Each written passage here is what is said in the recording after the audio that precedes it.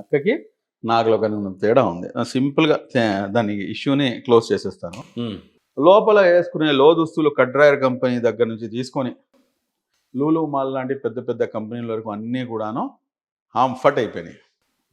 రాష్ట్రం వదిలి పారిపోయినాయి వీరి యొక్క అరాచకాలని తట్టుకోలేక. ఈ రోజున మేమంటే మేము మేమంటే మేము మేమంటే మేము అని చెప్పేసి అందరూ ముందుకు అడుగులేస్తారు. అంతేందుకు మొన్న రీసెంట్గా రాజ్నాథ్ సింగ్ గారు కూడా వచ్చి ఇక్కడ సత్యసాయి జిల్లాలో శంకుస్థాపన చేసి వెళ్ళారు.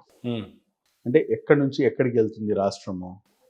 దిట్ ఇట్ సెల్ఫ్ ఈజ్ ఒక ల్యాండ్ మార్క్, ఒక విజనరీ ఉన్నటువంటి నాయకుడు ఈ రాష్ట్రానికి ముఖ్యమంత్రిగా ఉంటే ఏ రకంగా ఉంటుంది అనే నిదర్శనం ఎప్పుడైనా కానీ మీరు ఎన్సైక్లోపీడియా చేస్తే అది చంద్రబాబు నాయుడు గారి దగ్గరకు వచ్చి ఆగిపోతుంది అంతే. ఆయన ఏదో నాకు పదవి ఇచ్చాడని చెప్పట్లేదు, వాస్తవాలు అవి. ఆంధ్ర రాష్ట్రం భవిష్యత్తు ఏ రకంగా ఉండబోతుంది? ఆంధ్ర రాష్ట్ర భవిష్యత్తు సస్యశ్యామలంగా, అదేవిధంగా మీకు చెప్పాలంటే కనుక ఒక స్వర్ణయుగం అనేది మొదలు కాబోతుంది. అందులో ఎటువంటి అనుమానం లేదు.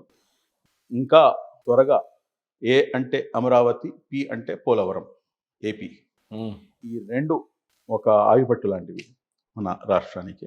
త్వరలో అమరావతి అయితే చాలా జెట్ స్పీడ్తో వర్క్స్ అనేది ముందుకు కొనసాగుతుంది. పోలవరం కూడా ఆల్మోస్ట్ ఎండింగ్లో ఉంది.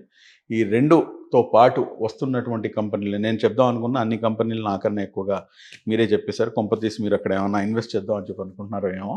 మొత్తానికైతే గూగుల్ డేటా సెంటర్ లాంటి దగ్గర నుంచి తీసుకొని, రాయల్ ఎన్ఫీల్డ్ దగ్గర నుంచి తీసుకొని, మొన్న రాజ్నాథ్ సింగ్ గారు వచ్చి శంకుస్థాపన చేసిన దాని దగ్గర నుంచి తీసుకొని, మిట్టల్ స్టీల్ దగ్గర నుంచి తీసుకొని, దాని తర్వాత పోర్టుల దగ్గర నుంచి తీసుకొని, ఎయిర్పోర్ట్స్ దగ్గర నుంచి తీసుకొని, ప్రతి దాంట్లో కూడా జెట్ స్పీడ్తో ముందుకు వెళ్ళడం జరుగుతుంది.